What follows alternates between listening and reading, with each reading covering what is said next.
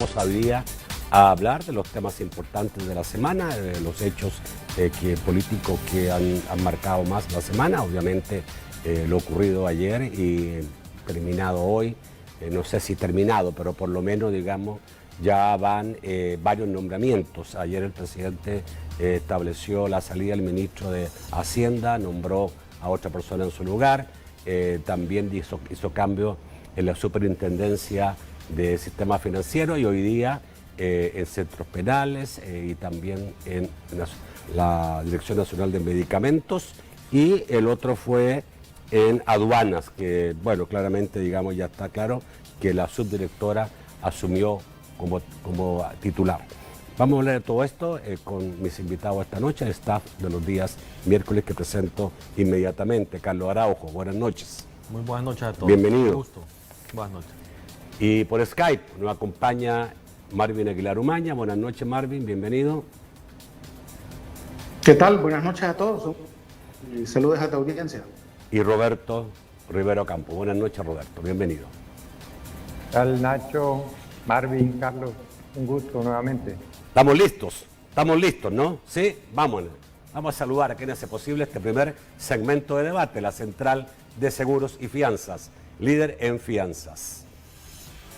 Los salvadoreños somos valientes. Somos solidarios. Juntos saldremos adelante. Como siempre, ánimo y a luchar. Protejamos a los que más amamos y caminemos juntos con fe. Comprometidos con el progreso de El Salvador. La Central de Seguros y Fianzas, su centro de confianza. Bueno, los cambios. Hacienda, salió el ministro Nelson Fuentes, ampliamente conocido. Entra el viceministro de Ingresos, Alejandro Zelaya. A Alejandro Zelaya lo va a reemplazar el subdirector de Puertos Internos, que se llama Douglas Rodríguez.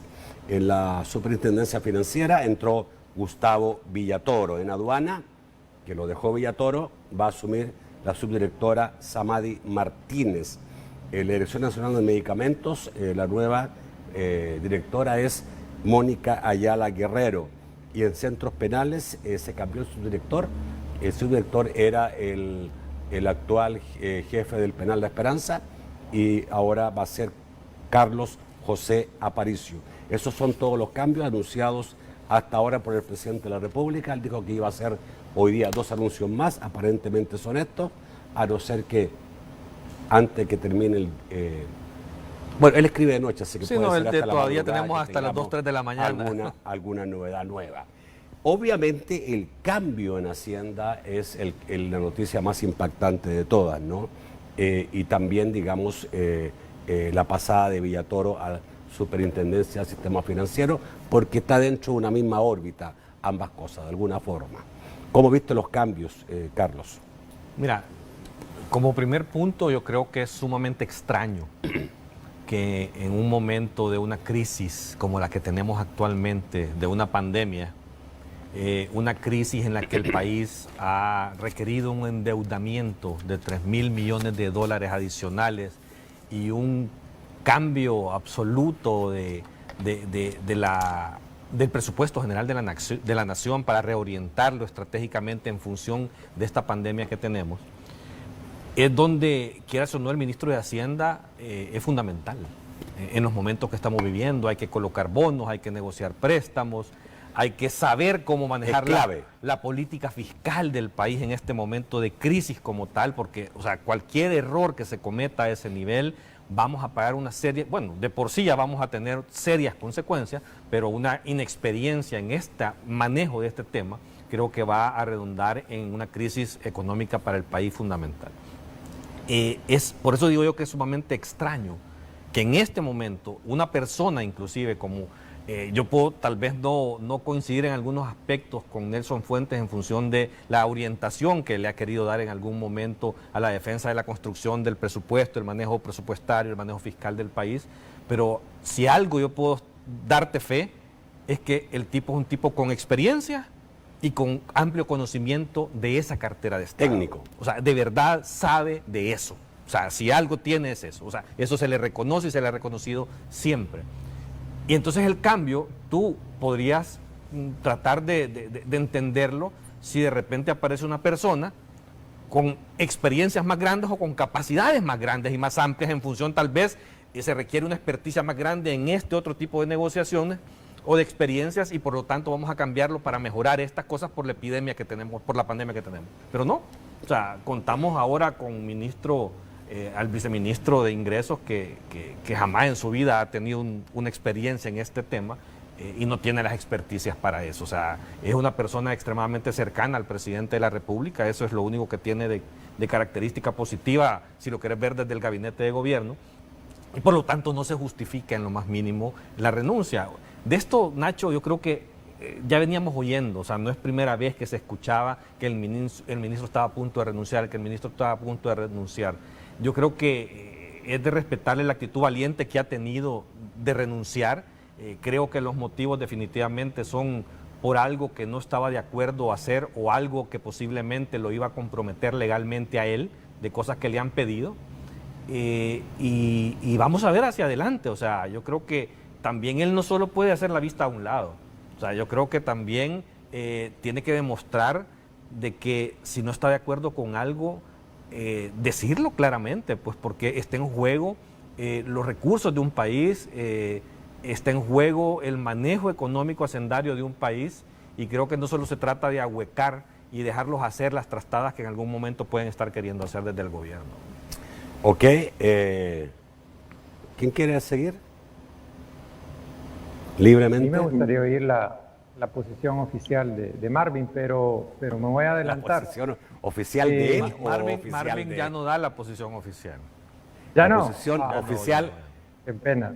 Bueno, a ver, yo creo que es normal que a un año de gestión hayan cambios. Como decía Carlos, quizá el momento pues, es un poco extraño, ¿verdad? Pero quizás la pregunta es ¿cuáles cambios y para qué? Porque si bien es cierto, bueno, Hacienda es una cartera importantísima, pero también hay otras en donde uno pues se hubiera imaginado algunos cambios, ¿verdad? Quizás si hacemos un repaso rapidito por cada una de las carteras de Estado, uno podría hacer una evaluación rápida, así, bueno, ¿qué pasa con el ministro de la Defensa? Y ahí está marcado por el 9 de febrero. ¿Qué pasa con el ministro de Agricultura? Y ahí está marcado por unas compras por las que no ha querido rendir cuentas. ¿Qué pasa con la ministra de Economía? Creo que ha sido como quizá técnicamente muy buena, pero no sé, los logros todavía están por verse, ¿verdad? Un plan de reactivación económica que todavía nos ha quedado en deuda, etcétera, etcétera. Yo tenía altas expectativas, por ejemplo, de la ministra de Educación, todavía las tengo porque sé que es una profesional muy buena. Sin embargo, también nos hemos quedado como con mucha expectativa, valga la redundancia, y no ha pasado a más. Entonces, para volver al punto de los cambios que se están realizando ahorita, creo que hay tal vez una explicación, pero esta es una conjetura, que se acercan unas elecciones, la cartera de Hacienda puede servir para muchas cosas, no necesariamente positivas, y es lamentable que alguien que pues tiene un caso ahí abierto en el Tribunal de Ética por adjudicar o haber participado a través de una empresa donde tiene alguna vinculación en una licitación pública, ¿verdad? Entonces, que alguien así llegue a la cartera de Estado, no digo la más importante, pero una de las principales, no sé, deja volar la imaginación sobre qué va a pasar, ¿verdad? En esta cartera de Estado. Bueno, vamos a ver qué dice la voz oficial de Marvin. Sí, la voz oficial mía. La voz oficial tuya. hay algo que debemos de recordar. Cuando toma posesión el presidente Bukele en junio pasado, la sorpresa fue que se mantuviera el ministro de un gobierno del FMLN, digamos todavía en el gabinete, que venía hablando de hacer otras cosas distintas a los mismos de siempre. En aquel momento se cuestionó que por qué no se cambiaba el ministro de Hacienda, Nelson Fuentes, que había sido el asesor digamos, de Carlos Cáceres, ¿verdad? Que lo tiene ahora el embajador en México, el presidente. Se le ha cuestionado el hecho de que todavía sea embajador en México, ¿verdad? A Carlos Cáceres. Entonces, creo que a un año después, Alejandro Zelaya es abogado y es contador, lleva un año ya en el ministerio. Creo que el relevo es lógico de poner gente de confianza del presidente. Obviamente así trabaja esto, y yo más me enfocaría en que Alejandro Zelaya tiene el gran desafío de ir a conseguir los $2.000 millones que faltan, ¿verdad? Para lo que se aprobó desde la Asamblea Legislativa. Tiene el compromiso de ir a hablar con los organismos internacionales y convencerlos. Tiene que ver si consigue las mejores, digamos, facilidades de pago para El Salvador, y ese es el reto que tiene, y que habrá que juzgarlo después, digamos, de aquí a un año, cómo se ha superado la crisis económica, porque evidentemente el ministro de Hacienda tradicionalmente es el jefe del gabinete económico y es el encargado de la política fiscal.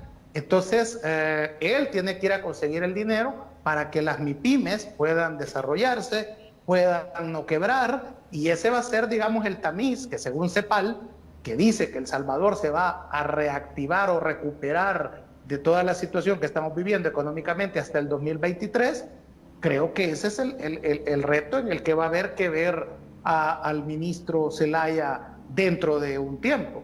En lo que decía Roberto, la Fiscalía tiene abierto un caso. Lo que ha quedado demostrado en esto de todo el montón de ministros procesados es que, aunque dejen el cargo, después se les puede perseguir penalmente. Si aquí nadie está, digamos, ya lo dijo el fiscal, ¿verdad? La Fiscalía va a continuar abierto estos casos y van a quedar. O sea, 10 años fue ministro de la Defensa y de Seguridad Pública Munguía Payés, y la semana pasada lo hemos visto esposado en una patrulla. Es decir, aquí nadie está exento de que no va a pagar, ¿verdad? Obviamente, ¿verdad? La correlación política cambia, los entusiasmos también disminuyen. Entonces, todos los funcionarios están expuestos a ser auditados más adelante. Entonces, yo creo que la sorpresa no debe de ser tal, a menos que más adelante el ministro de Hacienda, el ex ministro de Hacienda, Nelson Fuentes, dé declaraciones y explique por qué renunció. Porque lo que sí se ha manejado es que renunció. Y ante esto hay diferentes hipótesis, ¿verdad? Entonces, quien las va a poder despejar, y mientras no hable, es estar conjeturando, creo yo, sobre si renunció porque no autorizó un traslado de fondos, porque se hizo este traslado de fondos y la Asamblea lo increpó. Entonces, mientras el exministro no diga las causas, pues estamos conjeturando. Ok. Ahora, el próximo bloque voy a preguntarles, porque la gente se mostró ayer un poco confundida cuando vieron que habían cambios en el gabinete. Entonces muchos pensaron que estos cambios iban a darse hacia la gente señalada, la gente que ha sido señalada de tener algún tipo de vinculación con compras indebidas. Dijo la gente, eso van a cambiar, y eso no cambiaron. Otros pensaron que los candidatos, que quienes ya están oficialmente de candidatos, iban a salir, y tampoco han salido. Por lo tanto, digamos, este fue otro tipo de ajuste ministerial, no el que la población podía haber esperado.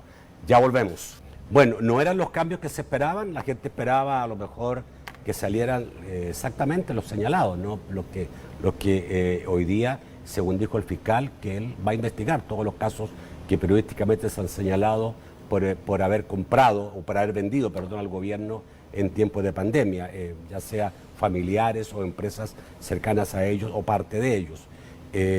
O los candidatos, que era lo otro que se suponía que a lo mejor ya salían porque tenían que dejar el gobierno para dedicarse a la función política partidaria. Eso último que decís, Nacho, me da risa, porque no esperes que los candidatos cercanos al presidente, y hablo de Mario Durán, de Luis Rodríguez, de Sue Callejas, del secretario privado Ernesto Castro, que vayan a renunciar en este momento para dedicarse a hacer un trabajo de su candidatura. Ellos van a tratar de explotar hasta el último día posible su imagen desde los cargos de gobierno. Y aquí te quiero hacer un poco llamar la atención también, si no te recuerda de que ayer creo que se dio un señalamiento contra el mismo presidente de la República. El presidente, en una comunicación que da en televisión o en Facebook, habla de temas electorales, de cuando la gente de Nuevas Ideas que ha estado molesta, y dice todavía el presidente de que aquellos que estén molestos con Nuevas Ideas pueden votar por el CD o pueden votar por Gana. O sea, eso es ocupar el cargo de presidente de la República. Que no se puede, parece, ¿no? No, es que no debe de hacerlo. O sea, él tiene una investidura y esa investidura debe de respetarla. Pero la ley le señala que no puede. La ley lo señala y hay resoluciones expresas de la Sala de lo Constitucional sobre la utilización del cargo público en función de ponerlo en una campaña electoral. Yo aquí sí quiero hacer un llamado de atención al Tribunal Supremo Electoral. Yo creo que estamos en el momento preciso para que el Tribunal Supremo Electoral ponga un detente, le ponga un paro, le trace una línea a todos los candidatos y especialmente a los funcionarios públicos que pueden prevalecerse de su cargo para hacer campaña electoral. Tú estás viendo a candidatos con campañas de imagen, entregando bolsas, o sea, yo no sé para qué... Funcionarios que son candidatos entregando... Por eso, un ministro de Gobernación entregando bolsas y haciendo spot en redes sociales, entregando bolsas de alimentos. O sea, yo creo que los ministros están para hacer otro tipo de cosas. No quiere decir que no van a ir a territorio, pero es que es evidente que están haciendo una explotación de su imagen desde el cargo público. Esto que hizo el presidente también es evidente, y yo creo que el único que puede detener esto es el Tribunal Supremo Electoral. Si el tribunal no detiene esto en este momento, vamos a ver lo que sucedió con Mauricio Funes, presidente. No sé si tú te recordás que en medio de una campaña electoral se puso a hacer campaña abierta, ¿verdad? Y yo creo que si eso no se detiene en este momento, vamos a llegar a eso. O sea, este presidente es capaz de hacer eso. Me recordaban lo que decía Mauricio Funes, ¿no? Decía: un voto por Arenas es un voto por Tonisaca. Claro, sí. Claro. Bueno, ¿sí? ¿Quién quiere seguir? Hay una cosa en esto. Yo estoy de acuerdo, Carlos, que digamos, hay que regular el uso del Estado para no hacer campaña política. Es más, la ley lo dice, pues. No es que tú, yo y aquí lo estemos queriendo decir. Pero en el caso de los funcionarios, la Constitución establece, si tú revisas, que ellos tienen que renunciar 3 meses antes de la elección. Entonces me imagino que ellos tienen hasta el 28 de noviembre, sería, ¿verdad, Carlos? Si no me equivoco, 3 meses antes del 28 de febrero. O hasta el día que decidan inscribirse en el tribunal, porque el día que se inscriban deben de haber renunciado, si no esa solicitud va a ser denegada. No necesariamente se tienen que inscribir en noviembre. 3 meses antes, ¿verdad? Eso es el tope, es el límite, pero si el proceso de inscripción de candidatos inicia en octubre, podrían inscribirse en octubre. Si así lo desean, tendrían que renunciar en octubre. Entonces, me imagino que tienen hasta esas fechas para poder, digamos, ordenar la casa. Pero eso no les da permiso de usar sus cargos para hacer campaña, que es otra cosa de la que estamos hablando. Allí tendría que intervenir el Tribunal Supremo Electoral. Es correcto. ¿Verdad? Y yo creería, por entender la situación de la opinión del presidente, fíjate, yo no la miraría tanto como algo de querer inclinar electoralmente hacia otros partidos, sino que desde la militancia de Nuevas Ideas se le ha estado pidiendo al presidente que se manifieste en relación al problema que ha habido de acusaciones, de anomalías que hubo en el proceso del domingo 19 de julio. El presidente lo que ha hecho es entonces, de alguna manera, expresarse sobre algo que la militancia le estaba pidiendo. Entonces, y él lo ha dicho, a mí me parece, te voy a decir, más que verlo por que voten por otros partidos, él ha lanzado un mensaje que a mí en lo personal me gusta y por eso lo estoy mencionando, y es el voto por la persona o voto por rostro. Es decir, cuando a ti no te gusta un candidato de Nuevas Ideas porque dice que es infiltrado, que es arenero, que es FMLNista, que es de los mismos de siempre, bueno, entonces hay otros candidatos dijo el presidente, ¿verdad?, de que puede votar por ellos, que son aliados políticos del presidente. Sí, pero entonces, Marvin, estaba llamando, más allá que tú lo podemos quieras hacer ver, un paréntesis, de que está podemos visitando el podemos voto. hacer un paréntesis, Marvin, porque los candidatos, algunos candidatos que no lograron la candidatura en Nueva Idea, se están pasando a Gana. Se están Cambio reciclando. democrático. Se O están cambio recic- democrático también. Ya, en tu caso, digamos, ¿pudiera ser que vayas a Gana o Cambio Democrático como candidato? No, ya terminaron las primarias. Ya no se puede. Nacho, 29. no se podría, Ya. pero aclarándote, pero sí, yo sé que ya no se puede. Me lo ofrecieron en su momento y yo dije que no, porque yo no quería ser diputado. Yo quería ayudar a cambiar las cosas.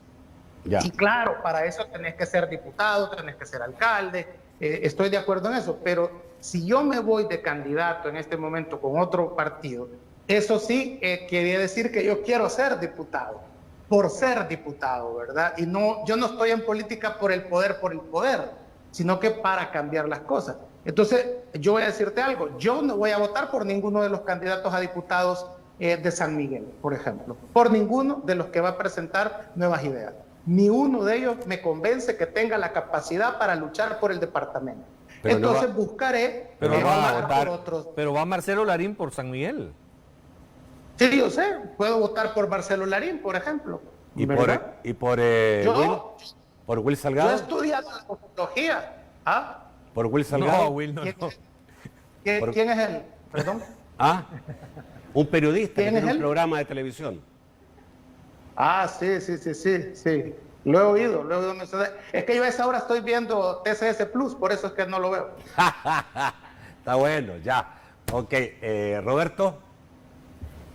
Mira, yo solo quiero hacer referencia a algo que dijo Marvin en el bloque anterior, porque siento, Marvin, que a veces te excusas o te escudas en que, bueno, ahí están las instituciones, bueno, el que tenga pruebas que las presente y que haga funcionar la fiscalía o el tribunal, etcétera. Pero está bien, porque, digamos, ese debe ser el camino. Sin embargo, eso es lo que tú quisieras, pero digamos que afuera no es ese el ambiente, sino que de lo que estamos hablando es de una persona que está cuestionada, de una persona que no tiene, digamos, una capacidad demostrada para liderar un ministerio tan importante como el Ministerio de Hacienda, que yo francamente no, yo lo he visto poco al ahora ministro en intervenciones y me da la impresión de que con su discurso no va a convencer a nadie de darnos $2.000 millones. Ahora, que si se esperaba que fueran otros los cambios, yo creo que sí. Desde hace mucho que se viene pidiendo y hay una necesidad de ciertos cambios en el gabinete que yo creo que cualquiera que esté al mando del país tiene que darse cuenta de qué es lo que no está funcionando. Ahora, si no se quiere ver o se ve con otros ojos, eso es otra cosa. Pero refiriéndonos al tema de los candidatos, mira, le puedes buscar la comba al palo con la ley para mantenerte en el cargo, si querés, hasta el último día a tope. Pero yo, digamos, no sé, y esto te lo pregunto a ti, que eres analista político, si no crees que utilizar los recursos del Estado sea prevalerse de su cargo y por lo tanto, aparte de éticamente, ¿verdad? Que eso es muy subjetivo y cada quien tiene su propia ética, aunque ya esté regulado, pero también estás desviando recursos para usos que no estaban destinados, y es a la promoción de una persona que decidió ser candidata. Yo no me espero mucho del Tribunal Supremo Electoral porque pues es como un actor pasivo, ¿verdad? Que sabemos que existe, pero está enfocado en organizar las elecciones. No está reflexionando sobre estos temas muy pasivo en otros, ¿verdad? Tan importantes como el voto en el exterior, etcétera.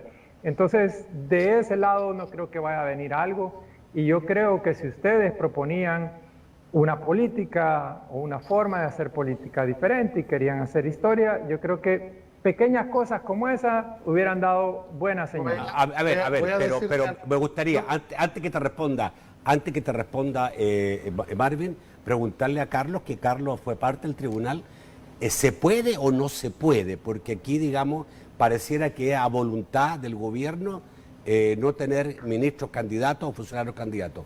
¿Se puede o no se puede? ¿Qué dice la ley electoral? O sea, la Constitución es clara, que te dice que tienen un límite, 3 meses antes de la elección deben de renunciar al menos, o cuando se inscriban, porque el problema es que en el momento de la inscripción la normativa legal dice que no deben de ser funcionarios. Entonces, si se inscriben en octubre, deberían de renunciar en octubre. Esa es la normalidad de la ley, la Constitución y lo que establecen los reglamentos. Bueno, ahora, ¿qué ha pasado en el país? Siempre los gobiernos se han prevalecido del dinero del Estado para hacer que sus partidos políticos les vaya bien. Pero sí ha habido un cambio. O sea, la Sala de lo Constitucional anterior sentó un precedente con una resolución en el gobierno de Mauricio Funes, donde fue muy clara en advertirle a todos los funcionarios públicos que no podían ocupar sus cargos para hacer política partidista, ni siquiera para promocionar su imagen, nada más. No pueden involucrarse en política partidista, y eso está vigente. O sea, que creo que el tribunal es el llamado a hacer reflexionar a los partidos políticos en ese sentido y a actuar. Mira, hoy también, solo como te lo dejo como introducción, también si ves, el día de ayer ya empezaron a señalar de que al parecer unas candidaturas de Ghana, de gente que venía de Nuevas Ideas, también son ilegales.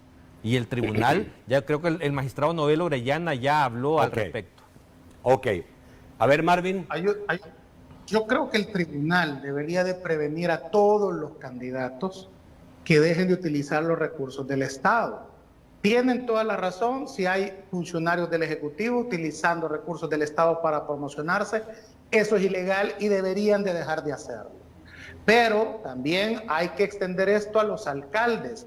Mira, en San Miguel, cada vez que yo salgo a botar la basura y pasa el camión, pasa frente a mí la gran cara de Miguel Pereira. Igual los diputados andan haciendo eso en el departamento. Los diputados de tu partido, Carlos, andan haciendo de alguna manera visitas en los territorios y no, pues sí, o sea, es que debe de ser extensivo, porque el diputado también tiene poder, tiene recursos, tiene gastos administrativos, ¿verdad?, que los utiliza con sus asesores para andar en el territorio haciendo campaña. A los diputados no les dan dinero en la asamblea, no tienen recursos, no tienen dinero. Gastos administrativos, gastos tienen para nombrar personal en la asamblea. Punto. Exacto, pues ese personal ahorita de muchos diputados, Carlos, son activistas políticos. En este momento tienen el rol de activistas políticos. Pero esas cosas se pueden denunciar, Marvin. Yo no sé por qué no se presentan a las instancias correspondientes y hagan las denuncias. Porque te voy a decir algo, porque en este país todo el mundo jala agua para su molino en la medida que puede. Hay un refrán popular que ejemplifica eso, fíjate, Carlos, se llama "la cacha es permitida". Entonces, esa sabiduría popular te dice, no, pues sí, pero como antropólogo te estoy explicando, Carlos, la cacha es permitida significa que si el alcalde puede poner su cara en el tren de aseo que se anda por toda la ciudad, mira, por toda la ciudad y va la cara. Ahí dice Miguel Pereira recoge la basura, Miguel Pereira una ciudad bien limpia, y ahí anda para arriba y para abajo. Si el presidente Bukele no hasta un calendario le ha metido a las bolsas solidarias con su cara, bo. Exacto, pero Bukele no va a la reelección y está de candidato. Por eso, hay que regularlo. Pero los diputados y los alcaldes van a la reelección. Es que ese es el punto. Tiene razón. Marvin. Si ya no, mira, si en San Miguel, el señor que mencionaba ahí, Nacho, si hasta le ha puesto el nombre de una calle, su nombre se lo puso, pues, me comprende. Entonces, los abusos son patéticos. Mira, yo creo, y con esto termino, Nacho, yo creo que político que necesita recurrir a dar cosas, a andar comprando voluntades es porque no tiene contenido, es porque está vacío. Y sea este de Nuevas Ideas, de Arena, del FMLN, de Vamos, de Nuestro Tiempo. Deberían de basar su popularidad y su voto en el discurso, en el contenido, en cómo van a cambiar las cosas. Pero como aquí la mediocridad es lo que funciona, tienen que regalar cosas. Ahora, el Tribunal Supremo Electoral es el que tiene que parar esto, pues, y tendría que pararlo ya. Ok. A ver, sin duda, ¿cuánto será el día que nuestra población castigue al que utilice sus impuestos, su dinero, en hacerse promoción? Vamos al corte, ya volvemos. El otro tema relacionado con todo esto, con los ministros, funcionarios de gobierno, es la posición que tienen los principales partidos en la Asamblea Legislativa. La Asamblea ha llamado para el 21 de agosto, le trasladó la fecha porque era el 21 de julio, al ministro de la Defensa y lo va a interpelar por los hechos del 9 de febrero. Y en el caso del ministro de Agricultura, ya están buscando hacer una investigación en contra del ministro, una investigación especial en contra del ministro de Agricultura, a quien acusan, digamos, de no, primero, haber hecho compras a una empresa mexicana con poca explicación. Segundo, digamos, de que se tomaron, hizo cambios en el presupuesto que son ilegales. Y el ministro de Agricultura no ha querido ir, incluso, digamos, el último día que tenía para presentarse, mandó a otra persona, no llegó a la Asamblea, y ahí podría haber, digamos, un desacato. Por lo tanto, hay un problema fuerte con la Asamblea. Además, la Asamblea hoy día no ratificó los créditos que estaban pendientes. Habían préstamos por 550 millones, uno de ellos de 250 millones del BID, que vence el día de mañana, y la Asamblea no ratificó. ¿Qué dijo la Asamblea? Que no había suficiente información como para ratificar esos préstamos. Señores, ¿quién quiere partir? ¿Quiere partir? Yo, si me permites, sí. Mira, voy a decirte algo. Si hay una institución que respeto mucho, es la Fuerza Armada de El Salvador, por muchos aspectos, ¿verdad? Que no vamos a entrar en la cuestión de construcción de la República. Mucho se ha dicho que el ministro de la Defensa no debe de ir y que la Asamblea está atacando al ministro de la Defensa. Lo que va a hacer la Asamblea Legislativa es un juicio político al ministro de la Defensa. Y creo que lo mejor que puede hacer el ministro de la Defensa es ir a esa interpelación y defender los hechos del 9 de febrero. Lo que está buscando la Asamblea Legislativa, que es un juicio político, es tratar de ver si el ministro de la Defensa cometió el delito de sedición o rebelión. Y en este sentido, las preguntas que le van a hacer al ministro, una de las preguntas fundamentales es ¿quién dio la orden para eso? Y si él dice quién le dio la orden, o si él dice que él tomó la decisión de entrar, es la respuesta política que están buscando los diputados. Y eso es lo que tiene que ir a aclarar el ministro de la Defensa. Debe de auxiliarse de, por ejemplo, la OEA, que ha dicho que eso no fue intento de golpe de Estado. El mismo secretario Almagro ha dicho que no hay necesidad de invocar la Carta Democrática en El Salvador, ni como lo dijo una vez Margarita Escobar, si tú te recuerdas, que escribía diciendo que se puede como medida preventiva. Entonces, eso es lo que él tiene que ir a aclarar para evitar que a futuro, porque ojo, estos delitos de sedición y de rebelión son delitos penales, y pueda que ahorita no lo procesen, pero más adelante, una vez que él deje el cargo de ministro de la Defensa, habrán 10 años para procesarlo por estos delitos penales. Entonces creo que lo que tiene que hacer el próximo 21 de agosto, 21 o 27, se me escapa la fecha, es ir y aclarar políticamente esto, porque si no, más adelante puede haber un proceso penal en su contra.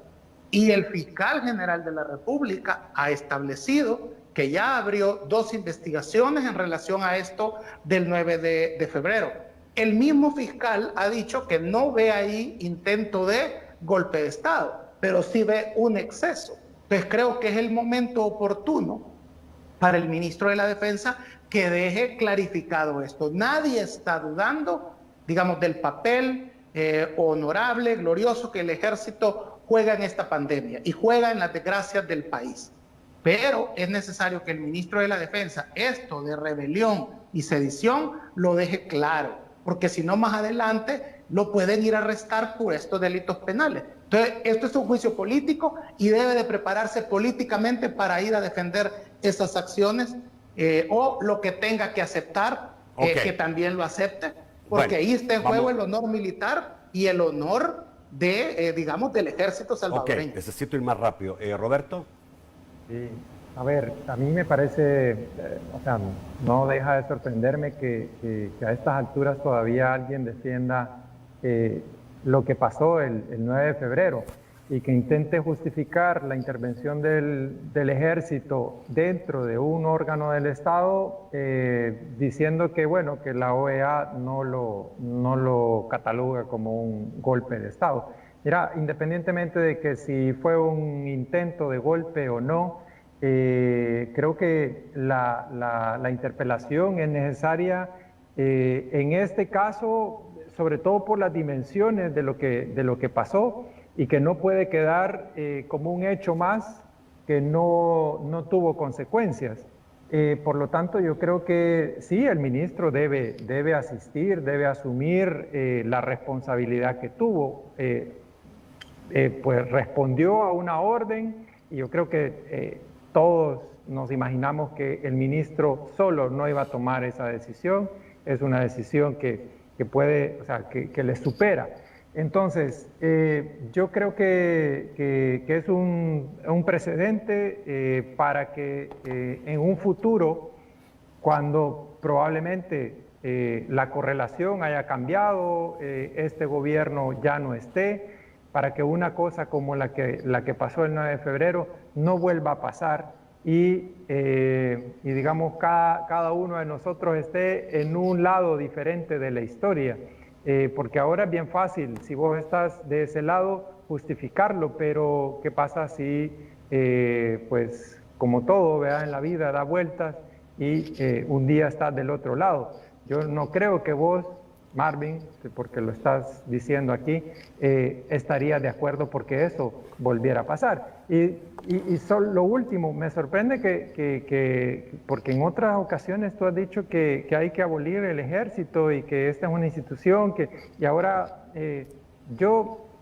mira, creo que cada institución tiene su rol, sus funciones y el ejército está para resguardar la soberanía nacional, no para hacer lo que hizo el 9 de febrero. Y en base a eso tiene que ser juzgado. Ok, yo tengo mis ideas, solo brevemente, yo tengo mis ideas personales en relación al ejército, pero el ejército ha jugado un papel histórico en el país, del cual hay que juzgarlo, pero también hay que decir lo bueno que tiene, a eso me refiero. Yo sigo pensando que el ese dinero en defensa puede servir en educación y en salud. El ejército no está siendo juzgado en los hechos del 9 de febrero. El ejército es una institución que se ha portado muy bien en los momentos que este país ha necesitado que se porte como corresponde. El que está siendo juzgado es el ministro de la Defensa, el ministro Merino. Él como persona y las decisiones que tomó para utilizar inadecuadamente al ejército para las cosas que sucedieron el 9 de febrero. El 9 de febrero es algo que no puede quedar en impunidad. O sea, de verdad, los hechos que sucedieron ahí fue una irrupción militar entre el director de la Policía Nacional Civil y el ministro de la Defensa. Se tomaron por la fuerza las instalaciones del Congreso salvadoreño, ¿verdad? Militarizaron el Congreso salvadoreño y eso no se puede perdonar. Ahí hay actos ilegales, hay actos irregulares, hay violaciones a derechos humanos dentro de todo esto y eso creo que la Asamblea Legislativa está obligada a determinar qué sucedió para que se pueda proceder correctamente a castigar a aquellos que violaron la ley en este país. Eso no puede volver a suceder en un país como El Salvador. Yo creo que es penoso que el secretario general de la OEA, Almagro, el amigo del presidente Bukele, es el único en el mundo que dice que aquí no sucedió nada. De ahí toda la comunidad internacional está sumamente clara. Y conste que ha cambiado su opinión y su percepción con relación a Nayib Bukele a raíz de los hechos del 9 de febrero precisamente. O sea, esto no es algo que puede dársele vuelta a la página. Lamentablemente la pandemia hizo que esto se pospusiera. Esta interpelación no es algo que se ha sacado de la Asamblea en este momento de la manga, sino que ya estaba planificada y se pospuso por el problema de la pandemia. Así que tampoco quieran andar tratando ahí de andarle sacando fotitas, imágenes, rescatando gentes en lanchas, y que esto es como aquello del hombre que golpea a la esposa y después le llega flores y mariachi y quiere hacerse ver como el hombre bueno. O sea, si es un abusador, es un abusador, y definitivamente hay que castigar al abusador. Bueno, vamos al corte, volvemos rápidamente. ¿Tenemos problemas con las preguntas? ¿Me pueden decir algunas, aunque sea, digamos, por audio nada más, o no? Ok, vamos a ver, esperar que Mao nos dé algunas preguntas, aunque sea por audio, ¿no? Carlos, ya logramos restablecer la comunicación, así que con mucho gusto trasladamos las inquietudes de nuestros amigos a los que nos hacen llegar a través de la red de Twitter. Comenzamos con la participación de Roxana Miranda, que dice: ¿qué opinión les merece el actuar del juez con las medidas de arresto domiciliar del exministro Munguía Payés? Alberto Agudelo dice: al principio de la gestión del nuevo gobierno se pedía que se quitara a Nelson Fuentes porque en el segundo gobierno del FMLN se le duplicó el salario. Ahora todos lo apoyan y dicen que él era el idóneo. John Álvarez cuestiona: ¿es malo que haya cambios en el gabinete de gobierno? En el gobierno de Sánchez Serén, todo el gabinete puso a disposición su cargo. Wendy Castro dice que piensan que los diputados quieren irse de vacaciones sin antes ratificar el préstamo de 250 millones para el personal de salud y combate al virus de la pandemia. Juan Carlos Sura nos dice: este día se ha conocido que la Fiscalía interpone una demanda contra el Partido Arena. Una pregunta en específico: ¿debe involucrarse el Tribunal Supremo Electoral para evaluar si compete la cancelación como partido? Daniel dice: es interesante ver que en las elecciones internas de Nuevas Ideas, el presidente de la República no pudo participar porque él legalmente está inscrito en Ghana.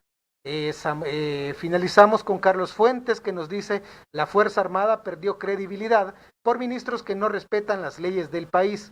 El ministro debería ser juzgado. Regresamos al estudio para las respuestas. Ok, rápidamente, ¿por qué quieres tocar? Mira, hay una observación sobre el tema que mencionaron ahí de Arena y una demanda civil puesta por la Fiscalía. O sea, primero aclarar que hay una noticia que ha salido en un medio digital escrito que es una fake news totalmente, o sea, una tergiversación de la realidad. Si bien es cierto que el fiscal ha interpuesto una demanda civil contra personeros que estaban vinculados al caso Taiwán, pero en ningún momento tiene nada que ver con cancelación de partidos. No es una causal ese tipo de procedimientos de cancelación de los partidos. La ley no puede, al partido como tal, no pueden cancelarlo. A los responsables de ese momento en el partido sí. O sea, puede hacer acusaciones a personas. Y entiendo que tras eso va, o sea, es hacia las personas, y que ya es una demanda civil porque en el tema penal eso ya prescribió y eso está cerrado totalmente.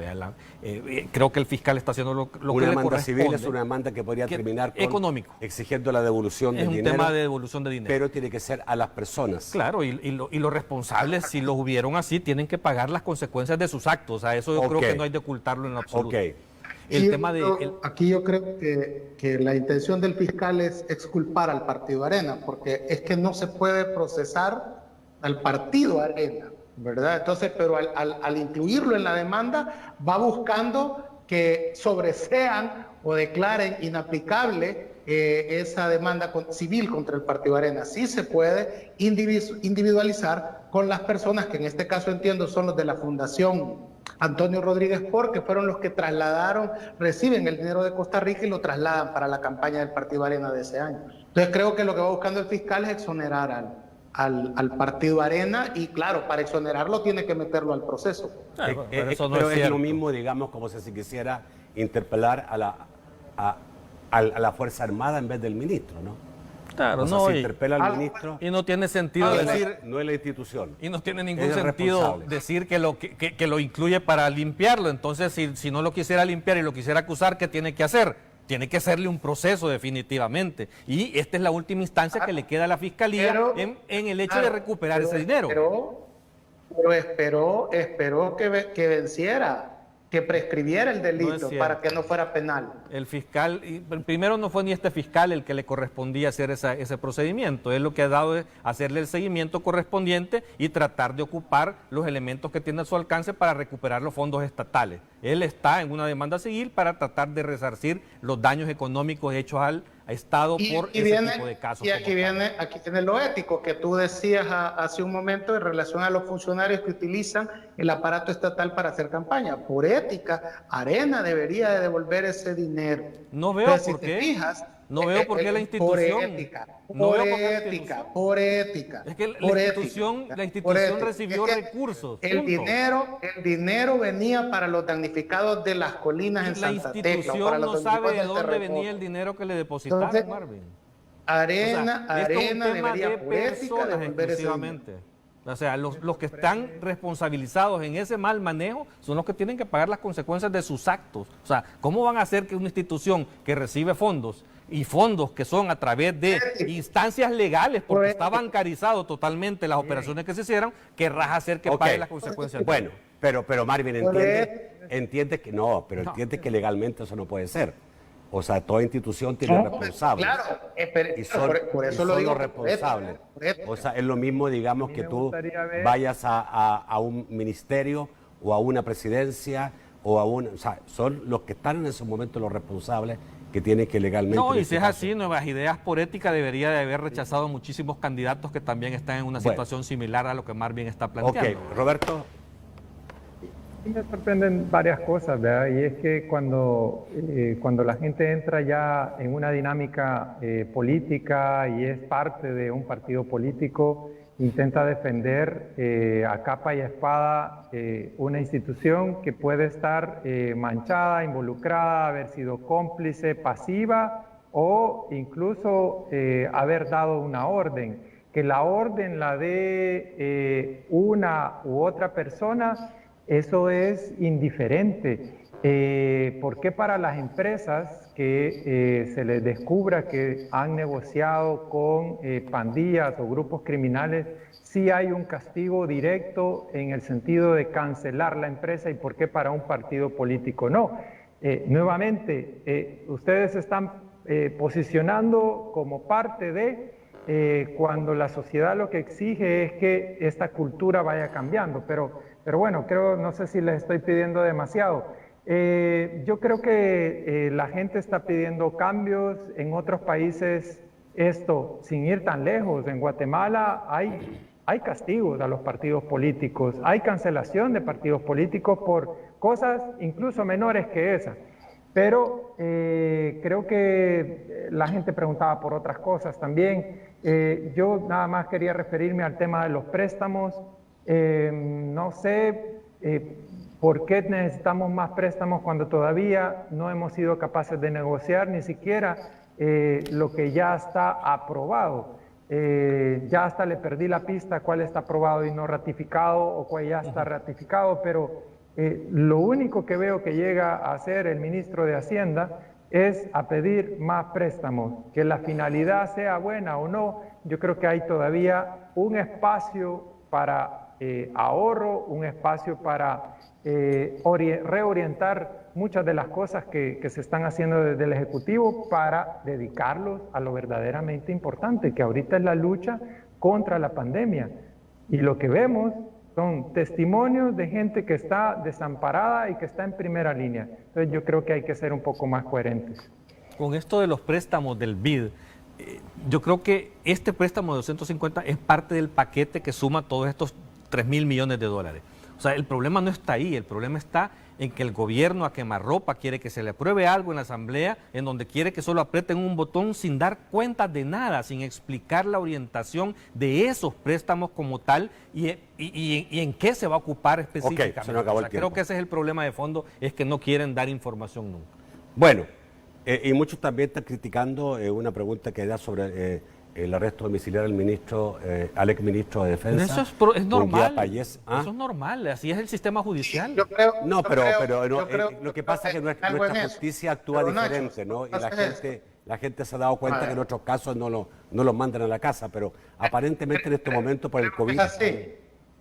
Si Munguía Payés reúne los requisitos para tener arresto domiciliario y llevar el proceso en su casa, es correcto y es legal que se lo den. El problema es que hay mucha gente en el sistema penitenciario detenida que también reúne los requisitos para estar en su casa y los jueces no le dan ese beneficio a esa gente. Eso es lo injusto del sistema. Ok, también creo que tiene que ver mucho con el COVID, porque en este momento seguir metiendo gente a los centros penales está bastante complicado, y sobre todo una persona como él que necesita, digamos, cierta protección. Queramos o no queramos, fue ministro de gobierno y sobre todo ministro de defensa. No, bueno, muchísimas gracias. Está siendo juzgado y eso es lo importante, o sea, no es las condiciones en las que se está juzgando. Muchísimas gracias, Carlos, por estar esta noche. Muchas gracias, Marvin. Muchas gracias, Roberto. Buenas noches a todos. Un gusto. Amigos televidentes, yo los espero mañana a las 8 de la noche en un nuevo programa de debate. Que pase muy buenas noches.